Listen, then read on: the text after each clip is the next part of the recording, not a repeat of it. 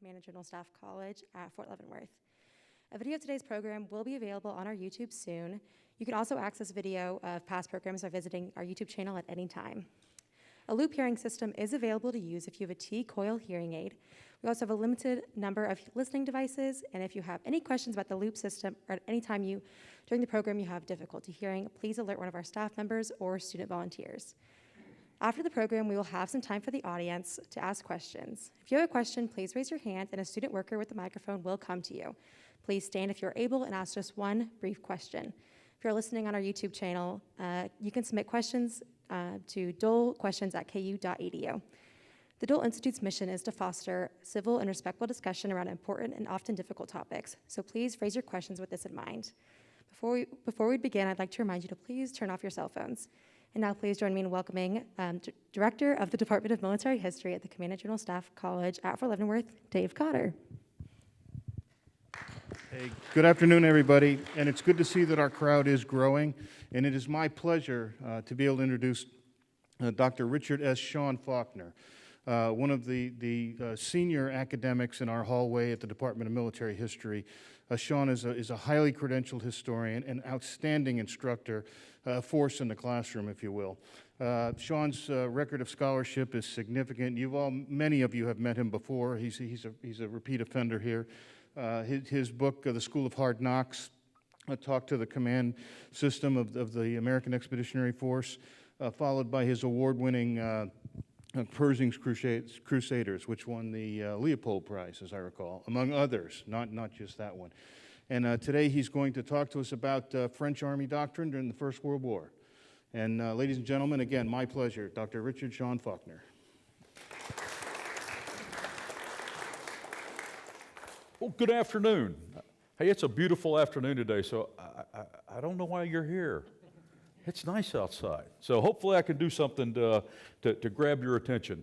Hey, today we're going to talk about the French doctrine, military doctrine, army doctrine. It has evolved from the end of the Franco-Prussian War to the beginning of World War I. And this is a fascinating topic because just like all of the other militaries of the era, the French are wrestling with one of the most profound changes in military technology in human history, caused by the Second Industrial Revolution, and then trying to figure out what they're going to do with their doctrine. Now, before we get started, we got to be honest, okay? Now, I'm a big Simpsons fan, and one of my favorite episodes is when Groundskeeper Willie takes over and does the French class for Springfield Elementary. And one of the things he says is, "Bonjour, you cheese-eating surrender monkeys." Now, I got to be honest, I am a Francophile. And I fight this all the time, both with my students and sometimes with the public. This idea that the French military, throughout most of the 20th century, were sort of just an inept bunch that could not shoot straight. Now, some of that is because of misperceptions that come out due to the French mutinies of 1917, due to their rapid defeat by the Nazis in 1940, the ugliness of both the French Indochina, and the Algerian War, and frankly, our irritation with Charles de Gaulle. But we got to be honest here. Going back at least to Louis XIV, going through the early part of the 20th century, the French had perhaps the greatest influence on the creation of military technology and doctrine for land power of any other people at that place and time. And we're going to see some of that occurring today. And if it seems like sometimes I'm being a little hard on the French as they're fumbling towards the light of enlightenment and the creation of their doctrine, please keep in mind that they're far from being alone here.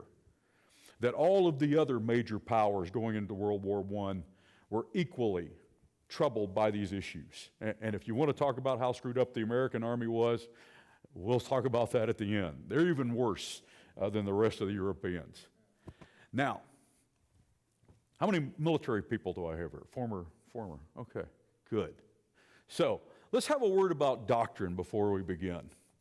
Now, when we think about military doctrine, it seems like it should be a very rational approach, that a military rationally assesses its capabilities, its enemy's capabilities, where it's getting its soldiers, the quality that's coming in, their national security strategy, and basically what they hope to accomplish in the world. And out of all of that mix, they should come up with a clear, logical direction for how their military should fight in the future. Now that sounds good. A nice, logical, rational approach to figure out how they're going to fight. Now here's the problem. It's never quite that easy. In fact, the great military historian Michael Howard, and we use these quotes all the time with our students, he himself was a veteran World War II infantryman, highly decorated, and one of the greatest military historians of the last 100 years. And he's sort of skeptical about doctrine for some of the same reasons I am. First of all, it is still an act of humans, and there's a tendency amongst militaries to sort of have a romanticized view in their mind when they're creating the way that they want to fight, a romanticized view of the war that they want. Now the problem is, whenever you're creating doctrine, you're trying to predict the future, and there's not been a general yet who's actually had a crystal ball. So it's always, at best, going to be your best guess of what the next war is going to be. So while doctrine should be a very rational step, in many cases, militaries tend to create a doctrine for the war they want, a best case scenario. And then some have some trouble when they actually get the war they get. Now Howard will say, and we'll come back to this at the end, that no matter what doctrine you're working on now, it's wrong. Just the nature of the beast. Your goal is to make it not so wrong that you can't recover from it once the bullets start flying. Now, one of those irrational elements that tend to go into the creation of doctrine is history. Now, all history, to some extent, in all militaries is based upon their past history. And it's a good thing to start here, because history will generally tell you what has and has not worked in the past. And for a specific military in a specific country, it will give you some enlightened ideas of what it's been like, what challenges those militaries have faced throughout their own time. But history can also throw in that irrationality. That when you look at your history, it's often easy to create some idealized past, that you're trying to get back to the garden when the time was simpler and you were more powerful. And if you just got in touch with your history, it would solve all those icky little problems like the enemy. And for the French, the touchstones of their doctrinal creation between the end of the Franco-Prussian War and the Great War were these two events: the French Revolution and the Napoleonic Era. Now what's interesting is that even within the officer corps, you can take different ideas or different approaches, different views of these wars. So in the case of the French Revolution, some officers go, look at this. Here was a place in time where the people of France rose up together as one to protect the Republic and their freedoms from the outside repressive monarchical regimes. Now, some of the more conservative officers would look at the French Revolution and go, look, let's be honest, this was an extended Jacquerie whose crazy chaos actually did more damage to France than it did to their enemies. On the other hand, you have the Napoleonic Wars. Napoleon, the French god of war. And you can look on the Napoleonic era as a French officer and say, this was our era of glory. This was the time and place where the rest of Europe quaked at the might of the French Republic and the French Empire. Now again, other officers would look at it and go, okay, but this is also an example of what happens when you allow a single individual to run you into military adventurism and ultimately run the state into the ground. In many ways, it doesn't matter what approach they took to this. Whenever these folks were creating doctrine, this is always sort of hanging around in the background. But the most important historical event that was shaping doctrine in that 40 years before the Great War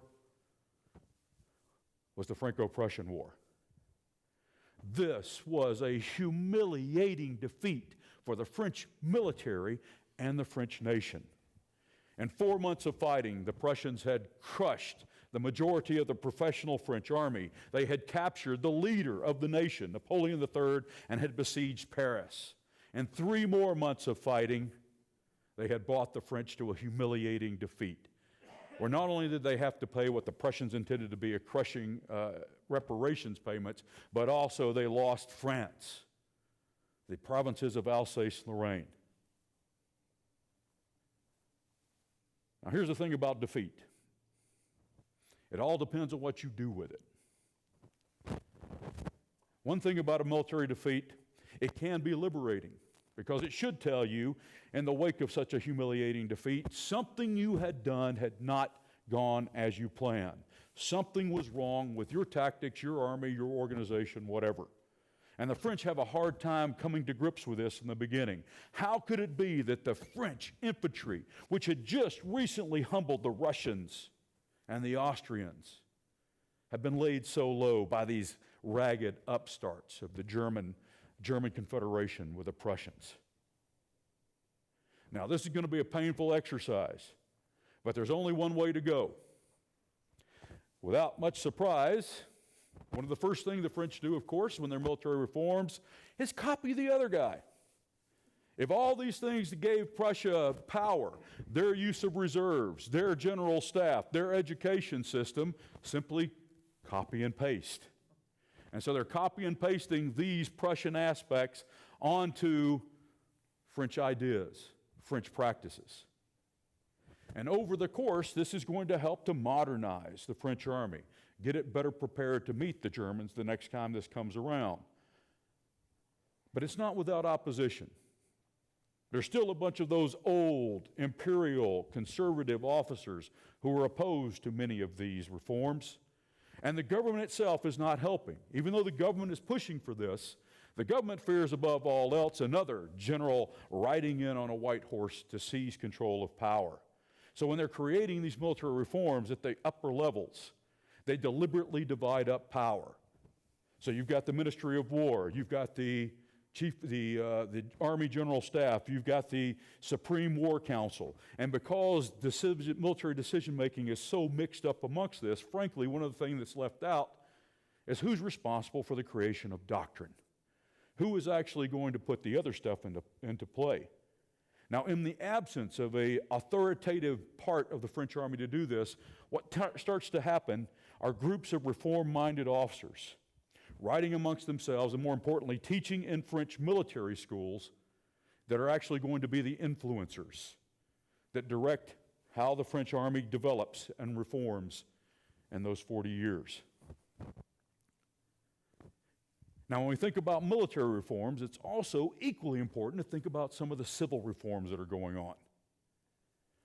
In the wake of the Franco-Prussian War, the new Republican government, led by Prime Minister Jules Ferry, has a plan. Hey, we've got all these desperate parts of France, still with their own histories and their own identities and their own languages, their own dialects. We're going to create a unified French education system that will knit France together, turn Norman peasants into Frenchmen. And what happens here in this education law is actually as far-reaching as anything that the French army learns from the Prussians. So in 1881, the new education law guarantees compulsory free education, secular education, to every French boy and girl at least to the age of 13. On top of that, France, of course, is hit with the spirit of revenge. And so as they're creating this unified French school system across all the provinces of France, you're getting idealistic young teachers and college professors who they like to call the Republic's Black Hussars. And the Republic's Black Hussars are actually not only teaching reading, writing, and arithmetic, more importantly, they're teaching patriotism. They're indoctrinating the children. One of the key guys was actually Ernest Levis. Now, he is a history teacher at the Sorbonne, and he writes many of the textbooks that French children will use throughout this period. And what he teaches, you got the excerpts right there to show you, what he teaches is the love of France, the hatred of Germany, and the respect of the army. It is your duty and obligation to sacrifice, if necessary, to defend the Republic. Now, this indoctrination will have long-term consequences, and we will see it really bear fruit in the dark days of 1914. But while this is going on, the French Army embarks upon its first major doctrinal reform with the Field Service Regulations and the Infantry Regulations of 1875. Okay? Now, you'll see this term, I'm going to use it back and forth, doctrinal whiplash. Prior to this, the French were in big, huge mobile columns on the battlefield, which were shot to pieces by the Prussian needle guns and the Krupp artillery. So in response to this, these new regulations are to try to fix what was wrong at the tactical level in the French Army. It now demands that the infantry units be spread out into smaller and smaller formations. In fact, it forbids any mass formation anywhere within the range of the enemy guns. And these new dispersed formations would now move across the battlefield in quick rushes from cover to cover, providing infantry fire to suppress the enemy as they're moving forward. Ultimately, they would get within assault range from the enemy, and the reserves would come up, thickening the line, ultimately giving them enough power to make the final leap. Hey, this is a major change. While some of it, like the skirmishers, are going back to the French Revolution, the way they're actually doing it is completely and totally contrary to a lot of the French doctrine in the previous 50 years. Now, you can imagine anything that has that degree of change is going to cause controversy. And these young groups of reform-minded officers are attacking it almost from the very beginning. And as they're opposing the doctrine, they can now draw upon the writings of a few new guys on the scene, and also on this new science of psychology. So the most important people that they're going to turn to validate what they want to do are Ardant Dupic and Mihail Dragomirov. Now, Dupic is a fascinating guy. He is a decorated combat veteran, or was a decorated combat veteran, had fought in Algeria, had fought in the Crimea, and had fought in the Franco-Prussian War until he was shot between the eyes and died. But before he had died, he had also been a prolific writer. And in 1880, the first parts of what would become known as his classic study, Battle Studies, is published in France. In 1902, the rest of it is published. And when you're publishing this, it becomes extremely influential. So people like Ferdinand Foch and Louis Grandmaison, who we both see as sort of the beginnings of this all-out attack. Dragomirov had commanded a Russian division in the Russo-Turkish War of 1877. And while everybody else was saying, well, the Turkish firepower ate us alive, he's saying, don't fool yourself. The day of the frontal bayonet charge is far from over. What both of these men were saying is that despite all of the terrifying realities that are coming in this firepower revolution, at the end of the day, man is the ultimate instrument of combat. At the end of the day, no matter how much firepower is on the battlefield, the infantryman is still going to have to get up, put their head down, cross that fire-swept ground, and end the battle with a bayonet through the enemy's chest. But to do that, you need to build in esprit de corps. You need to build in morale. And most importantly, you need to build in the will to conquer in all of your soldiers. Now, in addition to this, these reformers are also able to pull on some of the new science of psychology. One of the guys I really like is Gustave Le Bon. And Le Bon is going, I am now studying what's going on in Europe, and with breakneck industrialization and breakneck urbanization, it is actually creating a new crowd mind across Europe. And this crowd mind is driven by emotion, driven by suggestion. Now, there's a lot of French officers that find this fascinating. In fact, General Maudoui will correspond with Le Bon throughout his life. And Louis Grandmaison, who we'll talk about later, sees him as a major influence. And the whole idea behind this is if the French army can now harness this crowd mind, motivate them, and like a claymore mine, put them front towards enemy, they'll be able to harness that passion to return decisiveness to the battlefield. It should be no surprise that as these reformers are building up more and more of their opposition, looking at that regulation of 1875 and going, look, this is very un-French. This is not the way we do business. This is not our history. They're ultimately able to overturn it. And so in 1884, you get the next whiplash of French doctrine. Gone are the skirmish lines and the dispersed formation. Now you're going to go back to large columns, thick lines moving forward across the battlefield. The reformers are saying, look what we learned from Dupic and Dragomirov. Let's be honest with ourselves. On this terrifying battlefield, if you allow the soldiers to move forward on their own, they will find a hole and they will stay there till the end of the battle. You've got to put these guys together if you're going to have any hope of accomplishing decisive results. And when they're looking at decisive results, this is the guy they're looking to.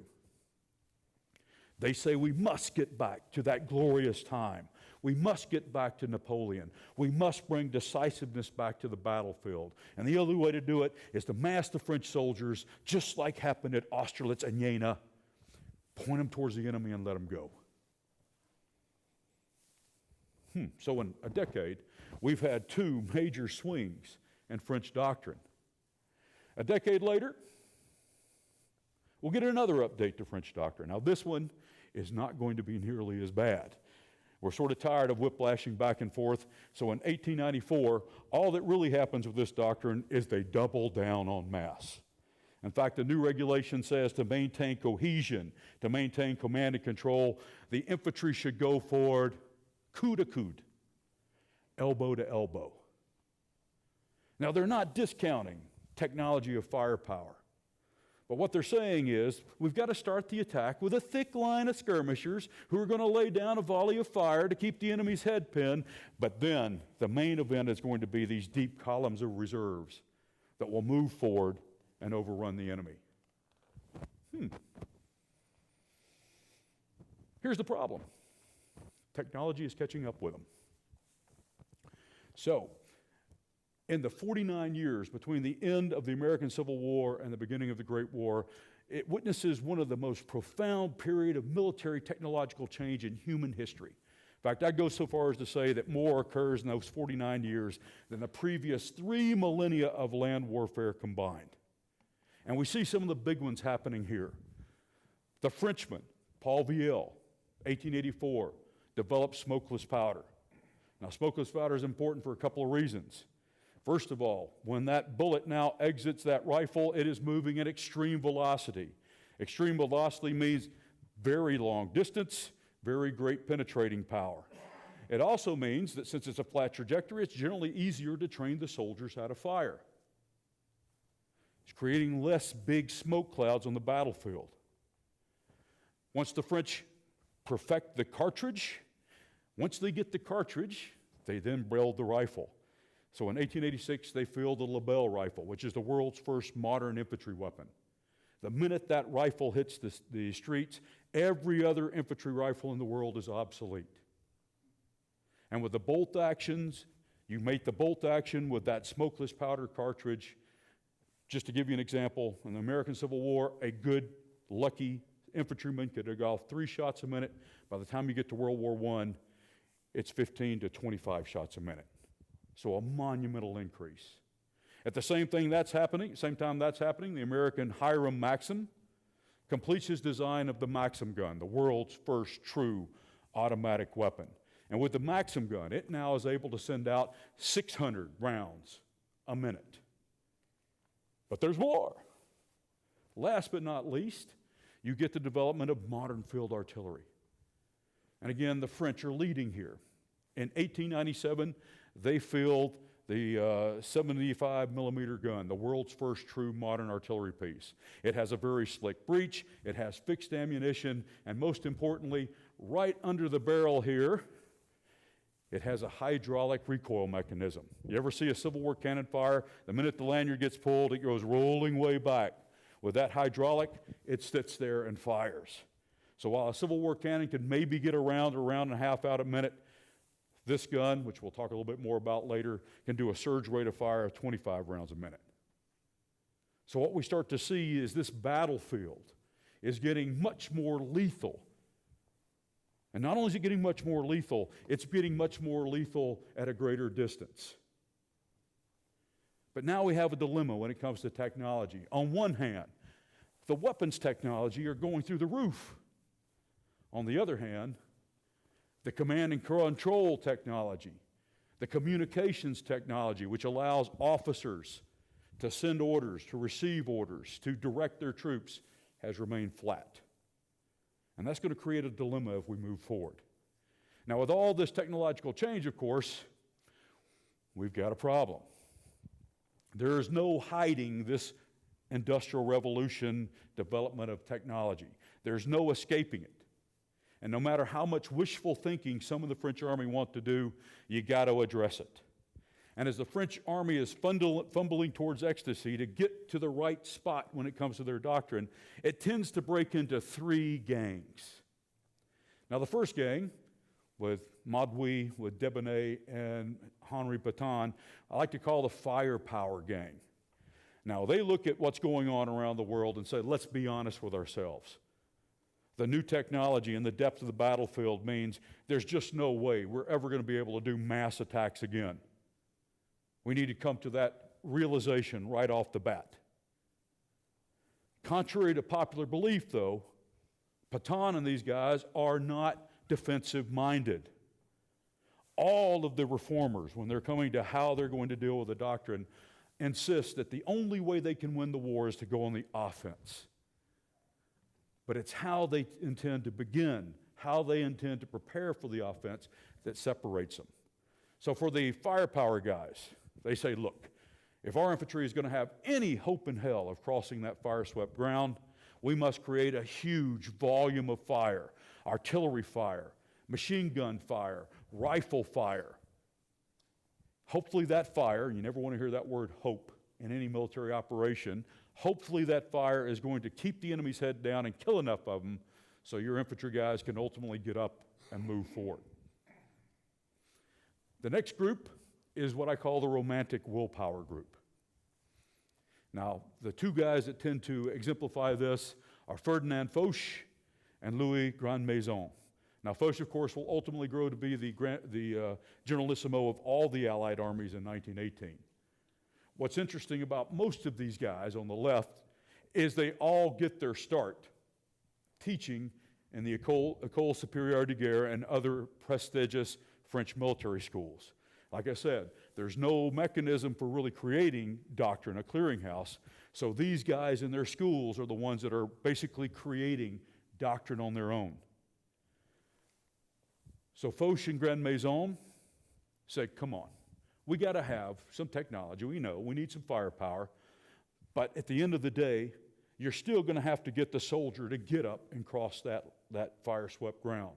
So use firepower to enable the infantry to move forward, but the infantry is going to move forward even if the firepower fails. There's no way around it. This is war and it's ugly. The last gang is the Colonial Gang. Now these are the French officers that win their spurs in France's colonial empire throughout the 19th century. Now, the regular French army and the metropole consider these guys sort of lesser lights, sort of dim bulbs that have to go off. But these guys actually have quite a bit of combat experience. And their experience in the colonies say, let's be honest, we have to have very aggressive soldiers. And we've got to fight more decentralized, give the more initiative down to lower level officers, and you got to have dash, and you've got to take risk. Now, all in all, they tend to be more towards the romantic willpower side, but they never really like the formalism that is coming out of that doctrine, nor the central control that they're pushing. God's honest truth, these guys have little impact on the actual development of doctrine, the colonial group. But once the war breaks out, increasing numbers of them will participate in the execution of French operations throughout the end of World War I. But I want to make something very clear.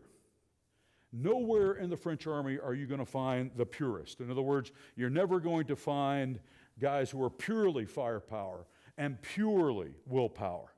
That what you start to see is a mixture. How much of the ingredients do they put in to make the attack pie? And there's a confusion that comes in here. Again, these guys understand that technology is changing warfare, but they don't really know what to do about it. That's one of the great ironies. The French had actually been the ones that had pioneered a lot of the military technology, but when it came to operationalizing it, knowing where to go from there, they're flummoxed. You see this in Ferdinand Foch. So Foch is a smart guy. He knows technology has changed. He knows or has an inkling of what it's going to mean. But it's sort of hard to shake him from his core beliefs. So what we start to see in Ferdinand Foch and some of these officers is cognitive dissonance. This is what I know, this is the fact, and when those two don't match, I have problems. And so you'll see him start to do some mental gymnastics to figure out how to put it together. This comes out of one of his lectures to his students at the École Supérieure de Guerre. And he says, well, let's be honest. Let's turn this into a mathematics program. Now, generally, it's a 3-to-1 advantage before the attacker can go forward. But he says, wait a minute, with a new technology, actually, it's helping the attacker. That with just a 2-to-1 advantage, the attacker is going to put out such a great volume of fire, the enemy will be pinned to the ground. They'll never be able to raise their heads up, and your guys will then be able to easily cross no man's land. But at his heart, he still is drawn to those great Napoleonic ideas, that great quest for decisiveness. And at the end of the day, yeah, we're going to use some firepower, but the soldier's going to have to go forward, regardless, to get the better of the violent enemy fire. Funny thing about getting the violent enemy fire, sometimes it gets the violence of you. But as he's trying to figure it out, he's not quite there yet. So, in the midst of this doctrinal debate, actually, the firepower guys have a brief reprieve. So in 1904, they come out with a new infantry drill regulations. What's interesting here is there's no new field service regulations. So you've got the old field service regulation that says we all have to mass together elbow to elbow, but this other new doctrinal manual says firepower stinks. We're going to have to spread out to live. We're going to have to build up these skirmish lines, and again, looking a lot like that old doctrine of 1874 or 1875, and slowly build up enough strength. These guys are absolutely putting their faith and confidence in the technology. Again, it's the degree which you put the ingredients in to make the pie. They think they have a super weapon, and the French 75 gun, the world's first modern artillery piece. Now this weapon, pushed forward by Hippolyte Langlois, has an average rate of fire of 10 to 15 rounds a minute, which is pretty good. But it can do a rafale, an intense burst of fire of up to 25 rounds a minute. So when Pétain and the other firepower people are getting together to help craft this infantry doctrine of 1914, their belief is that simply, as the infantry goes forward, the enemy has been smothered under a weight of French shot and shell. But they will not move forward. The infantry will not move forward till the enemy is absolutely suppressed. Absolutely suppressed. The problem comes with the other technology. When all you have is field phones, trying to coordinate this, trying to figure out exactly how you coordinate infantry with artillery fire becomes a problem.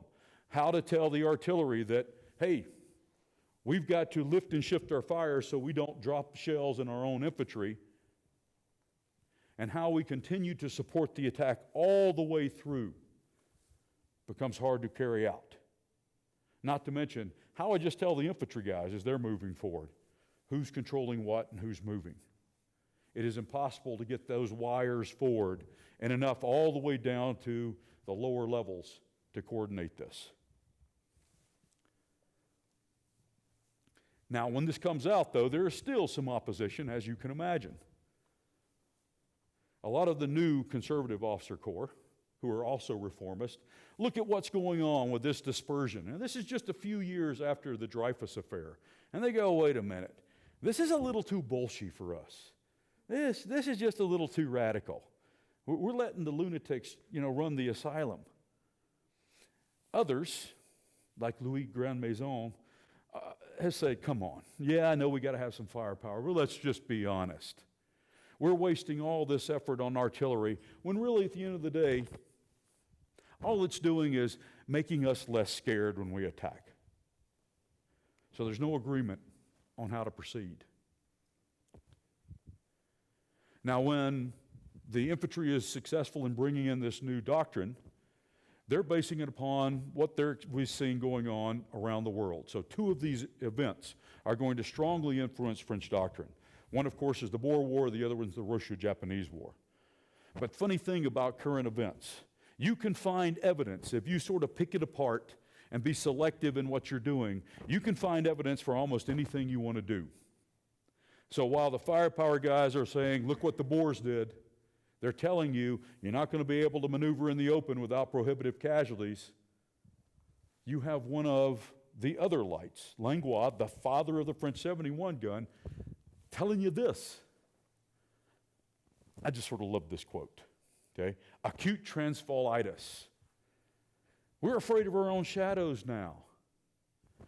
We're given in to sniveling sentimentalism. I'll need to put that in my next student paper. You're suffering from sniveling sentimentalism. Okay? And because of all this stuff, we have actually lost the guts to move forward under fire. The most controversial one, though, is the Russo-Japanese War. And again, both sides are taking different things, taking what they want out of those current events. The firepower guys say, hey, look what happened with all those failed infantry assaults at Port Arthur.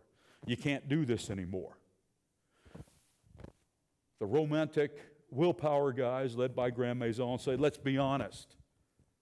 Despite machine guns, despite trenches and barbed wire and modern artillery and modern rifles, at the end of the day, it was the sturdy Japanese infantrymen with rifle and bayonet who still got out of their trenches, crossed that open expanse, and rousted the Russians out of their defenses.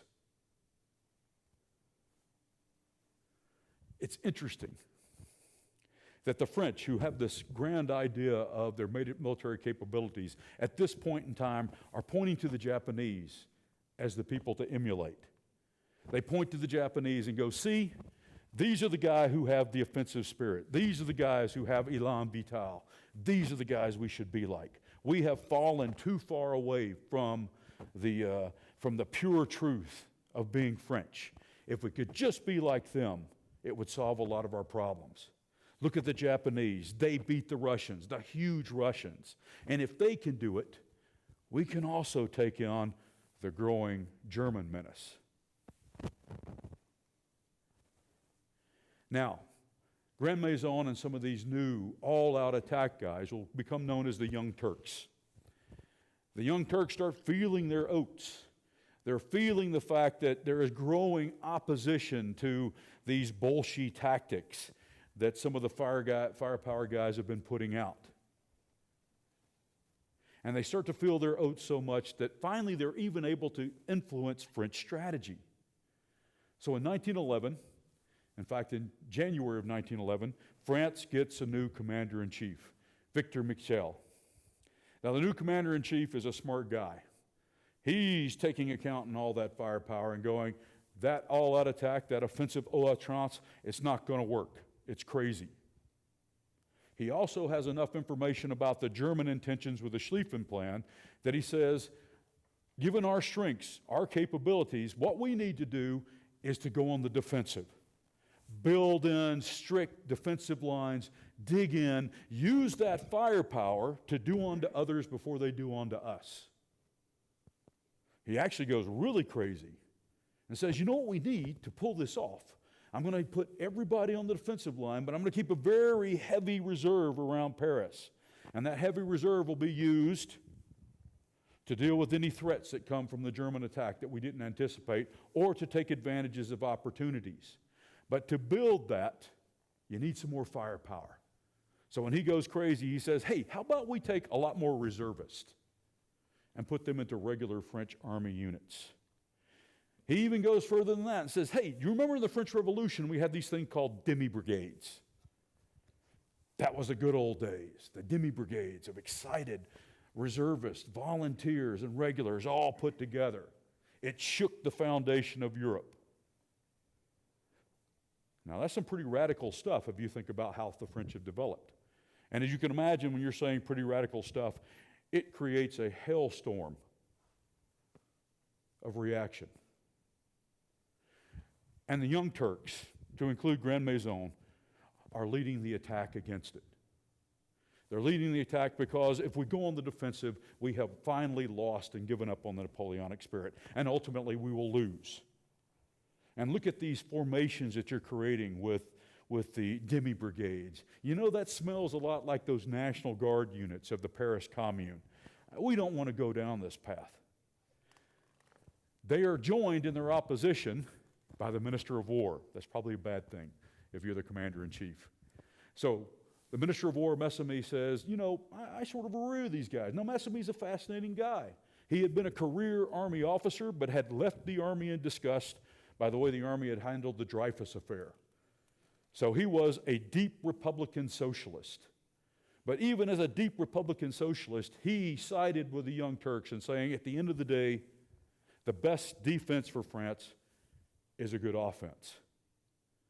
So in the combined opposition to what Michel was doing both from inside and outside the Army, and less than 200 days sitting in the seat, the Minister of War replaces him and puts in Joseph Joffre.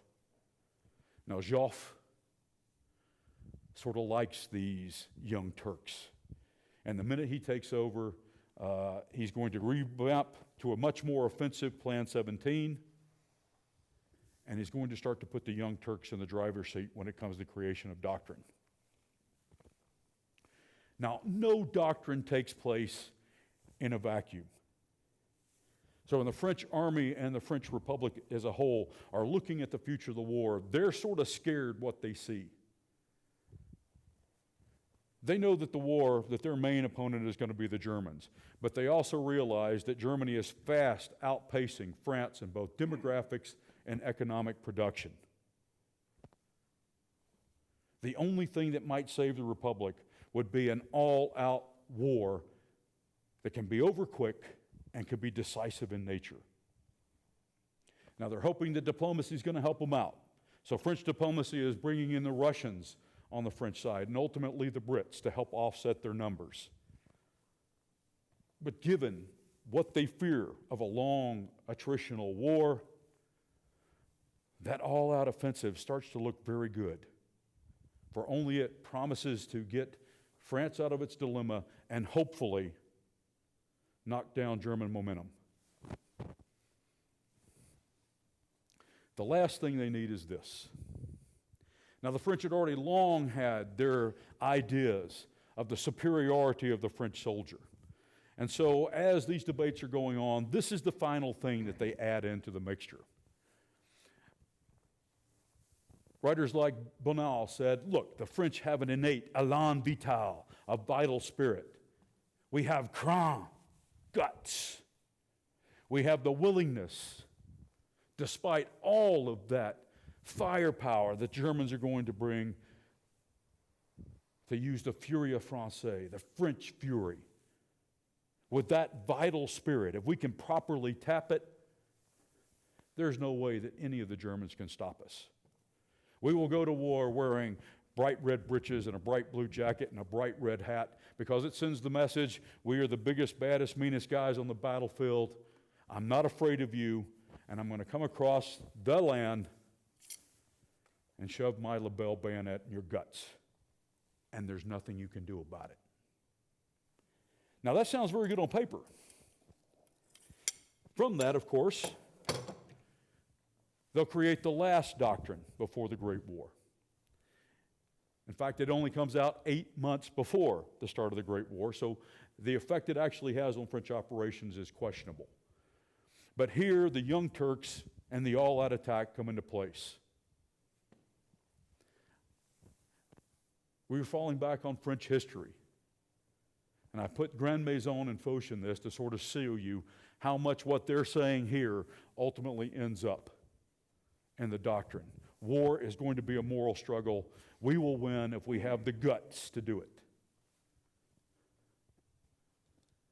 And we're back to dense columns, moving forward, with the infantry being the main weapon. Sure, we're going to continue to have the artillery and all support us, but at the end of the day, the infantry has to seal the deal.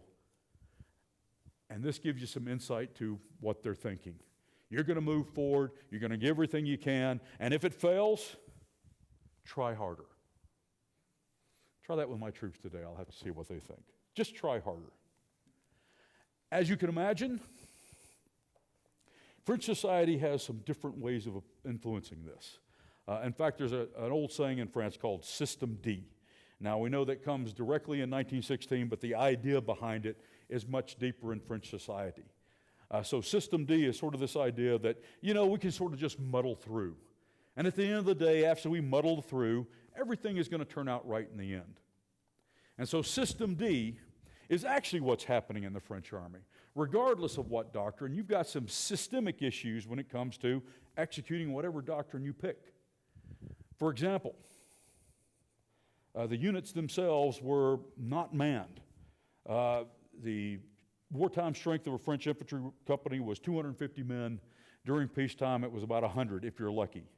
And if that, you don't have enough men there to actually do realistic training. The French government had sidestepped the Army's request repeatedly to have more and larger training areas so the French Army could do year-round, large-scale, combined arms maneuvers. Even when it came to money, the French Army didn't get what it wanted. For example, in 1913, the government promised the French Army 19 million francs for training, and in the end, the Parliament approved 7. When you look at some of the other details, the French NCO Corps, the heart that you need to execute any doctrine, there's a lack of money to pay these guys. There's surely a lack of incentive to stay in a long time. So most of your NCOs are 2-year conscripts. Last but not least, even their big maneuvers, when you could get all the soldiers together, they tend to be overscripted and unrealistic, as you see with the New York or the London Times. In fact, a German officer who was observing these in 1908 says, "I observed a newspaper seller come right up to the skirmish line who was supposed to be leading an attack, and everything came to a halt while the soldiers, with their officers looking on, bought newspapers." So all of this together has some problems. The reservists, who are going to make up a lot of your army, the army doesn't trust. They've been out in the factories too much, so they've become deeply Republican and probably a little socialistic. We can't rely on them. System D also tells the reservists, my training's really not that important. So in 1913, only a third of the reservists actually show up for the training that they're supposed to undergo. So in many ways, it almost didn't matter what the French Army doctrine was. It was going to have a hard time pulling it off when it went against System D. And all of this came to a head, of course, in August of 1914. True to the plans of the new Plan 17 that Joffre puts out, when the war breaks out, the French begin their all-out attacks. First they attack in Alsace, then they attack more in Lorraine. When that fails and the Germans are coming, they start to figure out the Germans are coming through Belgium, then you attack to the Ardennes. And what's interesting, within 10 days of the war beginning, 10 days of the maneuver beginning, every single one of the French operations had failed. And all of those mass attacks have been driven back by the Germans. Hey, this is actually perhaps the success of that willpower group. Because without sort of, even though the doctrine was moving back and forth constantly, that steady drumbeat of we need will, we need mass, you need to keep moving forward, that had been going around the French army for 20 years, had sort of been ingrained almost by accident within this army. You're probably asking too much to get these guys to do those gymnastic maneuvers of the infantry regulation of 1904, given the training they had. But if you mass them together with an officer at the lead with his sword drawn, going front towards enemy, they were ultimately doing the all-out attack by default. And they paid the price for it. In just a single week of fighting, the 20th through the 27th of August, the French army lost 40,000 dead. In a single day, the 22nd of August, 1914, they lose 27,000 dead on a single day. It is still the bloodiest day in French military history. Just to sort of give you an indicator, in the past 20 years of fighting in Iraq and Afghanistan, we've lost slightly over 7,000. So this is a major bloodletting. There's no getting around it. But here's where some of those other things came to pass. So Alexander von Cluck is the commander of the German First Army. That wide swing of the Schlieffen Plan, he's on the far right flank. And when he's looking back about what led to the German defeat, this is what he says. Hey, at the end of the day, these were not the soldiers of Napoleon III. They even weren't those soldiers buying newspapers during maneuvers. These were guys that those Republic's black hussars had given enough oomph, enough cron to stay in and fight.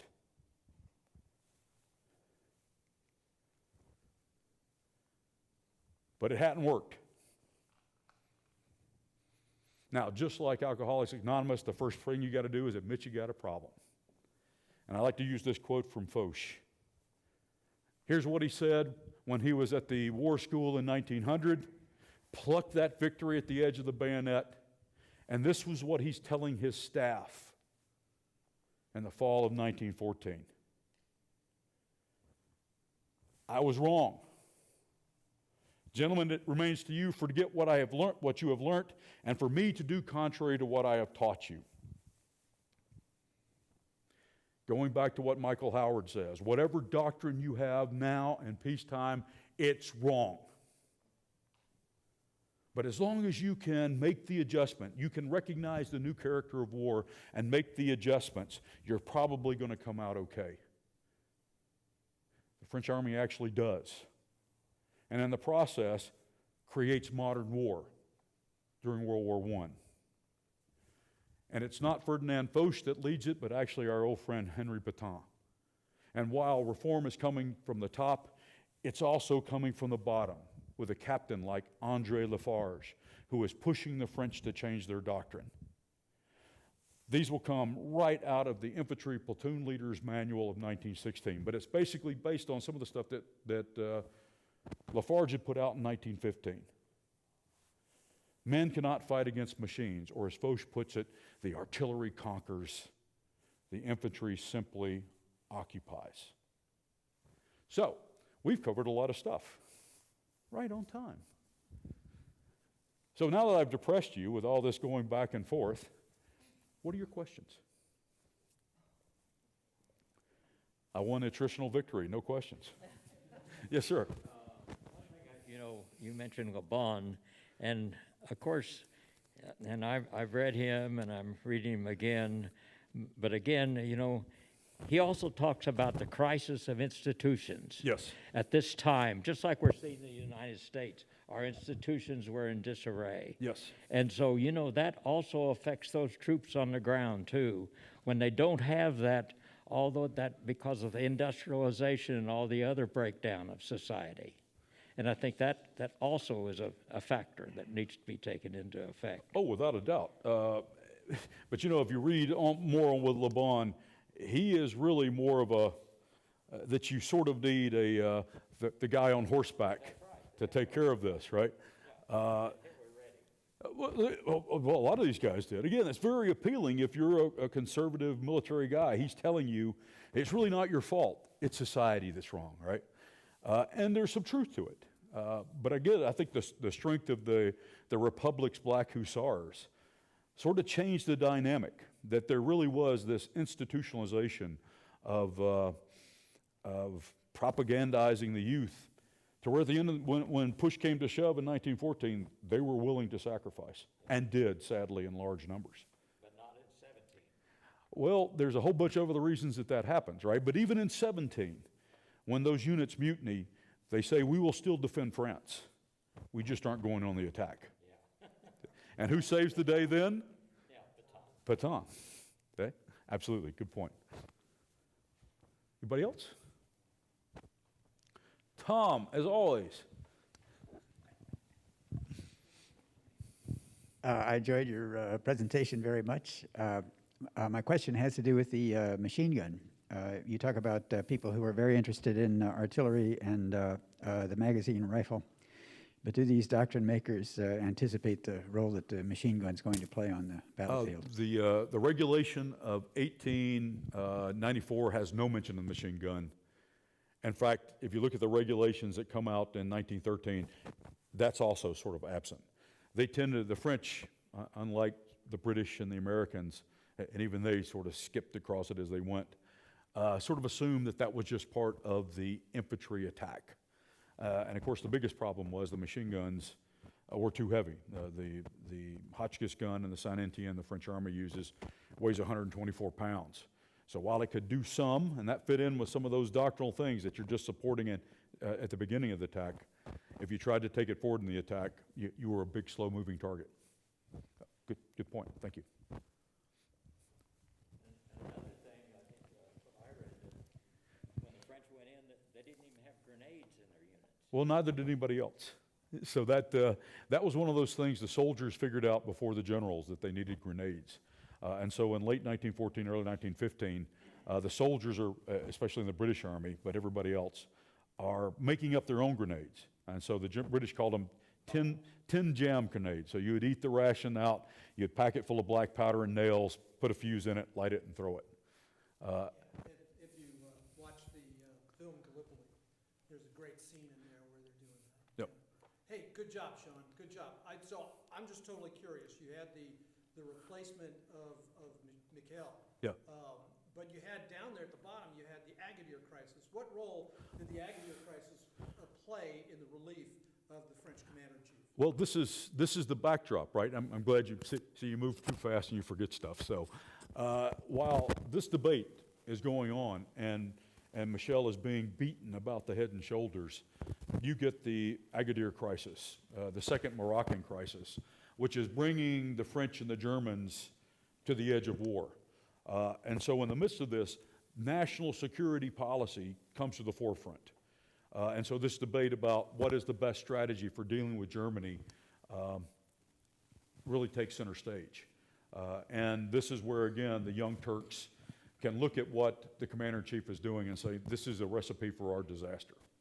So that's how that plays out. It adds to the urgency of the moment. Absolutely, absolutely.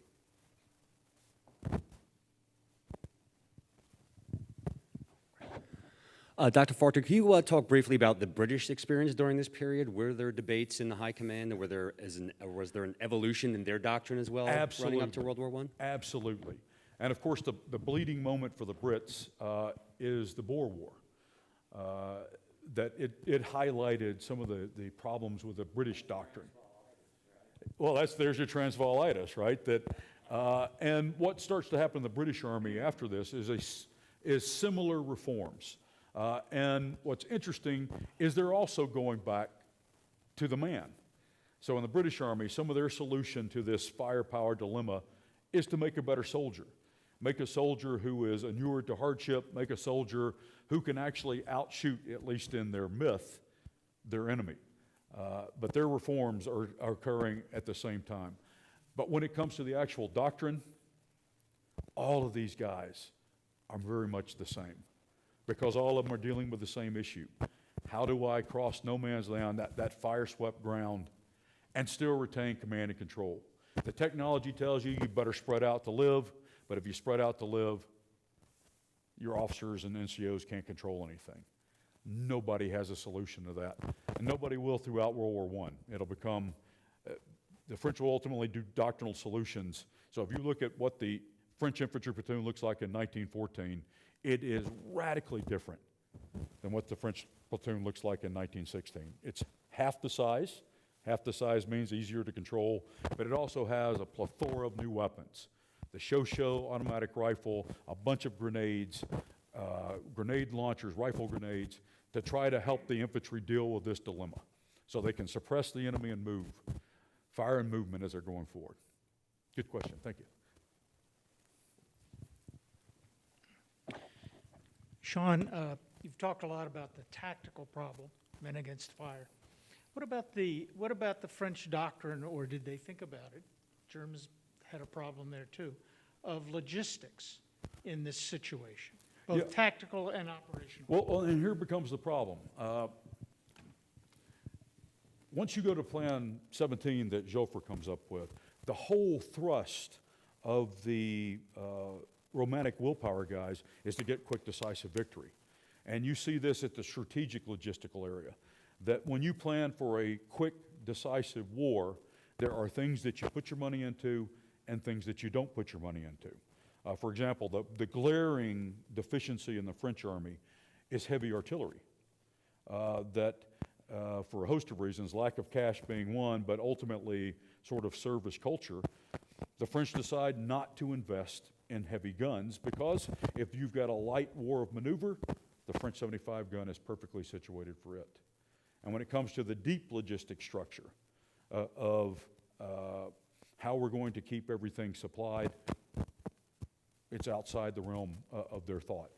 For example, the French 75 gun, the French Army plans to have a go-to-war stockage of 3,000 rounds per gun. Okay? Now, if you're firing 25 rounds a minute or even 10 rounds a minute, you're going to run through that very fast. And if you haven't planned for a long war, when that ammunition is gone, the factories are going to give you a promissory note. Hey, we'll get it to you soon. You know how many Germans you can kill with a piece of paper? Well, you get a lot of paper cuts, but not much else. And this is going to be the problem with all of them. That one of the reasons that the trenches managed to take hold in late 1914, early 1915 is, since this was not the war you planned for, you've used up a lot of your troops, your frontline troops. You've used up a lot of your junior officers and NCOs. Your armies are exhausted. Your ammunition is exhausted. And you haven't put in any of those long-term societal factors to feed a longer war. And by the time that those things start to work, those little trenches that are cuts in the ground in 1914 become elaborate defenses in depth. That answer your question?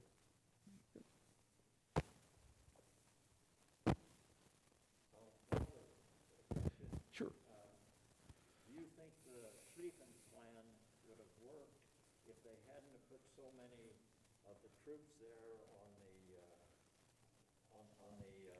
the left side of the German line, because they put up to 40% down there? The Germans or the French? 40%. The Germans. Well, actually, you've got, the Germans have 8 armies, and of their 8 armies, 7 of them are thrown against France. We can't speculate in history, but if you look at the assumptions behind the Schlieffen Plan, it is based upon a tissue of hope, such as when we invade Belgium, the Belgians are quickly going to shoot a couple of rounds in the air to make themselves feel good and then roll over.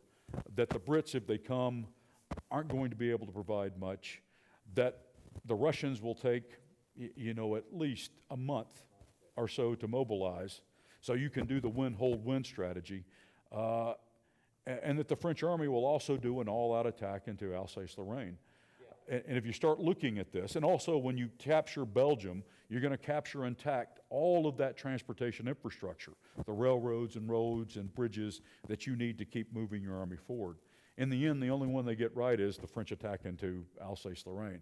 everything else falls apart. And so as Karl Clausewitz will say, the amount of friction in that German army plan starts to compound from the day they cross the Belgian border.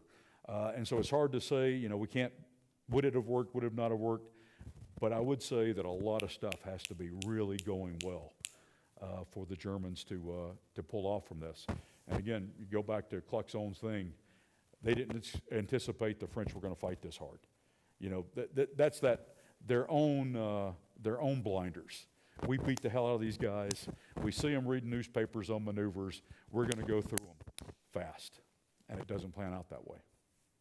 Good question, though. Thank you.